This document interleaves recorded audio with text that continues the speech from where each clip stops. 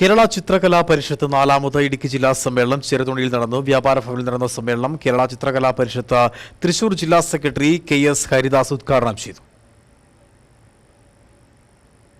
1961 പിറവിയെടുത്ത കേരള ചിത്രകലാ പരിഷത്ത് സംസ്ഥാന സമ്മേളനത്തിന് മുന്നോടിയായാണ് ഇടുക്കി ജില്ലാ സമ്മേളനം സംഘടിപ്പിച്ചത്.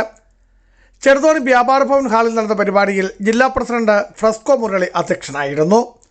കേരള ചിത്രകലാ പരിഷത്ത് തൃശൂർ ജില്ലാ സെക്രട്ടറി KS ഹരിദാസ് ഉദ്ഘാടനം ചെയ്തു.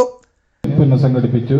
അങ്ങനെ 2004 പൂർണ്ണമായിട്ടും സംസ്ഥാനം നിന്നുവെങ്കിലും പല ജില്ലകളും പ്രവർത്തിച്ചിരുന്നു. അതിൽ തൃശ്ശൂരും പ്രവർത്തിച്ചിരുന്നു. പക്ഷേ ഈ പ്രവർത്തനം എന്ന് പറഞ്ഞാൽ ഒരു 6 മാസം കഴിഞ്ഞാൽ പിന്നെ നിൽക്കും.